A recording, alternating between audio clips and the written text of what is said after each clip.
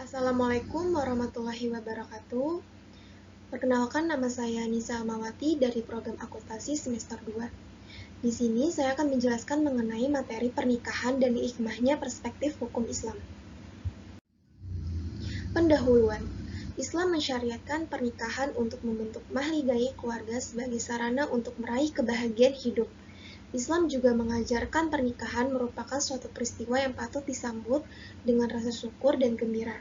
Islam telah memberikan konsep yang jelas tentang tata cara ataupun proses sebagai sebuah pernikahan yang berlandaskan Al-Quran dan As-Sunnah yang sahih. Oleh karena itu, dalam artikel ini penulis mengeksplorasi pengertian nikah, dasar hukum, syarat dan rukun, serta hikmah disyariatkannya pernikahan. Pengertian nikah dan dasar hukumnya. Lafaz nikah mengandung 3 macam pengertian. Menurut bahasa, nikah adalah al-dammu atau al-tadakhul yang artinya berkumpul atau saling memasuki. Menurut ahli usul, nikah berarti yang pertama menurut aslinya berarti bersetubuh, dan secara majazi atau metaforik ialah akad yang menghalalkan hubungan kelamin antara pria dengan wanita. Ini pendapat ahli usul Hanafiyah. Yang kedua, ahli usul Syafi'iyah mengatakan nikah menurut aslinya ialah akad yang menghalalkan hubungan kelamin antara pria dan wanita, sedangkan menurut arti majazi atau metaforik ialah bersetubuh. Yang ketiga, menurut Abu Qasim Al-Zayyad, Imam Yahya, Ibnu Hazm, dan sebagian ahli usul dari sahabat Abu Hanifah berpendapat bahwa nikah mengandung kedua arti sekaligus, yaitu sebagai akad dan setubuh. Syarat dan rukun nikah. Akad nikah merupakan ijab kabul yang memenuhi syarat-syarat sebagai berikut. Yang pertama, pihak yang melakukan akad itu memiliki kecakapan, yaitu berakal, balik, dan merdeka. Yang kedua, masing-masing pihak memiliki wewenang yang penuh untuk melakukan akad. Yang ketiga, qabul, tidak boleh menyalahi hijab kecuali kalau wali itu menguntungkan pihak yang berijab. Yang keempat, hendaknya kedua belah pihak yang berakad berada dalam satu majelis dan saling memahami ucapan lawan. Di Indonesia, para ahli hukum Islam sepakat bahwa akad nikah itu baru terjadi setelah dipenuhinya rukun-rukun dan syarat-syarat nikah, yaitu yang pertama, calon pengantin itu kedua-duanya sudah dewasa dan berakal atau akal balik. Yang kedua, harus ada wali bagi calon pengantin perempuan. Yang ketiga, harus ada mahar atau mas kawin dari calon pengantin laki-laki yang diberikan setelah resmi menjadi suami istri kepada istrinya.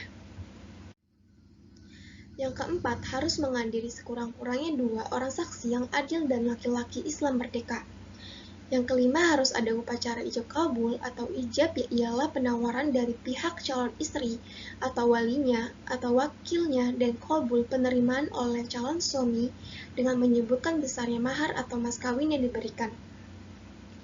6. Sebagai tanda bahwa telah resmi terjadinya akad nikah atau pernikahan, maka hendaknya diadakan walimah atau pesta pernikahan. Ketujuh, sebagai bukti ontektik terjadinya pernikahan sesuai dengan analogi surat Ali Imran ayat 282, harus diadakani i'lan an-nikah atau pendaftaran nikah kepada penjabat pencatatan nikah. Anjuran menikah. Di dalam Al-Quran, Allah Subhanahu wa Ta'ala telah memberikan contoh bahwa salah satu sunnah para nabi yang merupakan tokoh teladan mereka menikah. Firman Allah Subhanahu wa Ta'ala Quran surat Ar-Ra'd 38 artinya, dan sesungguhnya kami telah mengutus beberapa rasul sebelum kamu dan kami memberikan kepada mereka istri-istri dan keturunan. Terkadang ada orang yang ragu-ragu untuk menikah karena sangat takut memikul beban berat dan menghindarkan diri dari kesulitan. Islam memperingatkan bahwa dengan menikah, Allah akan memberikan penghidupan yang berkecukupan kepadanya, menghilangkan kesulitannya, dan diberikannya kekuatan untuk mengatasi kemiskinan. Hukum nikah. Yang pertama itu ada wajib. Bagi orang yang sudah mampu menikah, nafsunya telah mendesak dan takut terjerumus dalam perzinaan, maka ia wajib menikah. Yang kedua, sunnah. Bagi orang yang nafsunya telah mendesak dan mampu menikah, tetapi masih dapat menahan dirinya dari perbuatan zina, maka sunnah baginya menikah. Yang ketiga, hukumnya adalah hukum haram. Bagi seseorang yang tidak mampu memenuhi nafkah batin dan lahirnya kepada istri serta nafsunya pun tidak mendesak, maka ia haram menikah. Yang keempat, makruh. Makruh menikah bagi seseorang yang lemah syahwat dan tidak mampu memberi belanja kepada istrinya. Yang kelima, mubah. Bagi orang yang tidak terdesak oleh alasan-alasan yang mengharamkan untuk menikah, maka nikah hukumnya mubah. Hak dan kewajiban suami istri. Di dalam UU Perkawinan Nomor 1 Tahun 1974 disebutkan hak dan kewajiban suami istri dalam beberapa pasal diantaranya yaitu Pasal 30. Suami istri memikul kewajiban yang luhur untuk menegakkan rumah tangga yang menjadi sendi dasar dari susunan masyarakat. Pasal 31. Yang pertama, ayat 1, hak dan kedudukan istri adalah seimbang dengan kedudukan suami dalam kehidupan rumah tangga dan pergaulan hidup bersama dalam masyarakat. Ayat kedua, masing-masing pihak berhak untuk melakukan pernikahan dan hikmahnya perspektif hukum Islam Yudisiya volume 5 dan nomor 2 Desember 2014 nomor 295 perbuatan hukum. Yang ayat ketiga, suam adalah kepala keluarga dan istri ibu rumah tangga. Pasal 32. Yang ayat pertama, suami istri harus memiliki tempat kediaman yang tepat. Yang kedua, rumah kediaman yang dimaksud dalam ayat 1, pasal ini ditentukan oleh suami istri bersama. Pasal 33. Suami istri wajib cinta mencintai, hormat menghormati, setia dan memberi bantuan kepada yang satu kepada yang lain. Pasal 34. Ayat pertama, suami wajib melindungi istri dan memberikan segala sesuatu keperluan hidup ke rumah tangga sesuai dengan kemampuannya. Ayat kedua, istri wajib mengatur urusan rumah tangga sebaik-baiknya. Yang ketiga, jika suami atau istri melalaikan kewajibannya, masing-masing dapat mengajukan gugatan pada pengadilan. Beberapa ayat Al-Quran yang menjelaskan kewajiban suami terhadap istri. Yang pertama itu ada suami wajib melindungi istrinya, yang kedua suami wajib memberikan segala sesuatu keperluan hidup berumah tangga sesuai dengan kemampuannya, yang ketiga suami wajib menunjukkan agama kepada istrinya dan memberikan kesempatan belajar pengetahuan yang berguna dan bermanfaat. Yang keempat, suami wajib menanggung nafkah, kiswah, dan tempat kediaman bagi istri. Yang kelima, suami wajib menanggung biaya rumah tangga, biaya perawatan, dan biaya pengobatan bagi istri dan anak. Yang keenam, suami wajib menanggung biaya pendidikan bagi anak. Hal-hal yang membatalkan nikah. Yang pertama itu suami melakukan pernikahan sedangkan ia tidak berhak melakukan akad nikah karena sudah mempunyai 4 orang istri, sekalipun salah satu dari keempat istrinya itu dalam iddah talak raj'i. Yang kedua, seseorang menikahi bekas istrinya telah dilihatnya pernikahan dari hikmahnya perspektif hukum Islam. Yang ketiga, seseorang menikahi bekas istrinya yang pernah dijatuhi 3 kali talak olehnya, kecuali bila bekas istri tersebut pernah menikah dengan pria lain yang kemudian bercerai lagi ba'da dukhul dari pria tersebut dan telah habis masa iddahnya.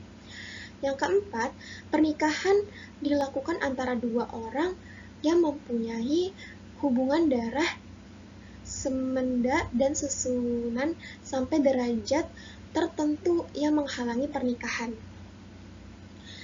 Yang kelima, istri adalah saudara kandung atau sebagai bibi atau kemenakan dari istri atau istri-istrinya. Tujuan dan fungsi nikah. Tujuan dan fungsi pernikahan yang dapat memupuk rasa tanggung jawab dalam rangka memelihara dan mendidik anak, sehingga memberikan motivasi yang kuat bagi seseorang untuk membahagiakan orang-orang yang menjadi tanggung jawab, membagi rasa tanggung jawab antar suami atau istri yang selama ini dipikul masing-masing pihak, dan sebagainya. Hikmah pernikahan. Yang pertama itu memenuhi tuntutan fitrah, yang kedua mewujudkan ketenangan jiwa dan kemantapan batin, yang ketiga menghindari dekadensi moral, yang keempat mampu membuat wanita melaksanakan tugasnya sesuai dengan tabiat kewanitaan yang diciptakan. Pengertian keluarga. Keluarga merupakan satuan kekerabatan yang sangat mendasar dalam masyarakat. Biasanya terdiri dari ibu, bapak dengan anak-anaknya atau orang seisi rumah yang menjadi tanggungannya. Keluarga bati biasanya disebut keluarga inti, yaitu keluarga yang terdiri dari suami, istri atau istri dan anak.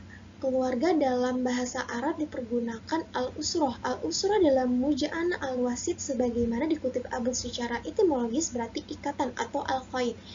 Dikatakan asrahu wa isro'an artinya menjadikannya sebagai tawanan atau akazahu asran.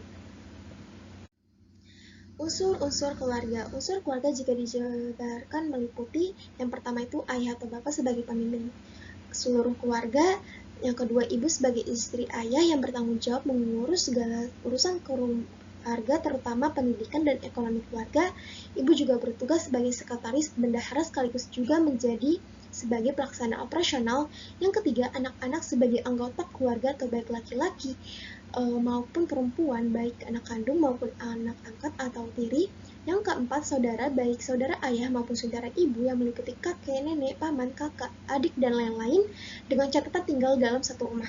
Yang kelima, saudara lain yang tinggal serumah dan dianggap sebagai keluarga atau biasa dimasukkan dalam daftar kartu keluarga. Ciri-ciri keluarga sakinah pertama itu listakunu ilahiha, yang berarti sakinah, ketenangan dan ketentraman, saling cinta dan kasih sayang, supaya suami senang dan tentram.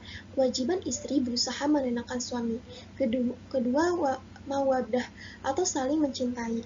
Cinta bersifat subjektif, yaitu untuk kepentingan orang yang mencintai. Ketiga, rahmat, yaitu kasih sayang bersifat objektif, yaitu sayang yang menjadi landasan bagi cinta. Penyakit yang menghambat sakinah dalam keluarga. Yang pertama itu akidah yang keliru saat sesaat, misalnya mempercayai kekuatan dukun, magic, dan sebangsanya. Yang kedua, makanan yang tidak halalnya thayyibah. Menurut hadis Nabi, sepotong daging dalam tubuh manusia yang berasal dari makanan haram cenderung mendorong pada perbuatan yang haram juga. Yang ketiga, kemewahan. Menurut Al-Quran, kehancuran suatu bangsa dimulai dengan kecenderungan hidup mewah. Yang keempat, pergaulan yang tidak terjaga kesopanannya atau dapat mendatangkan wil dan pil. Oleh karena itu, suami atau istri harus menjauhi berduaan dengan yang bukan muhrim. Yang kelima, kebodohan. Kebodohan ada yang bersifat matematis, logis, dan ada juga kebodohan sosial. 6. Akhlak yang rendah. Akhlak adalah keadaan batin yang menjadi penggerak tingkah laku orang yang kualitas batinnya rendah mudah terjerumus pada perilaku rendah yang sangat merugikan. Yang ketujuh, jauh dari agama. Keluarga sakinah pada masyarakat modern. Ada 3 lingkungan yang membentuk karakter manusia, keluarga, sekolah, dan masyarakat. Meski ketiganya saling mempengaruhi, tetapi pendidikan keluarga paling dominan pengaruhnya. Jika suatu rumah tangga berhasil membangun keluarga sakinah, maka peran sekolah dan masyarakat menjadi pelengkap. Jika tidak ada, maka sekolah kurang efektif dan lingkungan sosial akan sangat dominan dan mewarnai keluarga. Fungsi keluarga sakinah. Keluarga sakinah memiliki beberapa fungsi, yakni fungsi individual diantaranya meningkatkan derajat kemanusiaan dan ibadah, kedua memperoleh ketenangan dan ketentraman jiwa, yang ketiga meneruskan keturunan. Yang kedua ada fungsi sosial. Keluarga adalah jika masyarakat dan tulang punggungnya kesejahteraan lahir batin yang dinikmati oleh suatu bangsa, atau sebaliknya kebodohan atau keterbelakangan adalah cerminan dari keluarga-keluarga yang hidup pada masyarakat bangsa tersebut. Yang ketiga, fungsi pendidikan, perintah terhadap orang beriman untuk dapat melakukan self-education dan melakukan pendidikan terhadap anggota keluarganya untuk mentaati perintah Allah. Kesimpulan, pernikahan sangat dianjurkan Allah Subhanahu wa Ta'ala. Dalam beberapa ayat disebutkan keutamaan menikah, oleh karenanya pernikahan merupakan ibadah. Kecintaan kita pada istri atau suami dapat mendorong kita untuk membimbingnya kepada kebaikan yang menghadirkan kecintaan Allah pada keluarga kita. Terdapat banyak hikmah dalam pernikahan, diantaranya adalah dapat menenteramkan jiwa. Dengan begitu akan tercipta perasaan-perasaan cinta dan kasih sayang.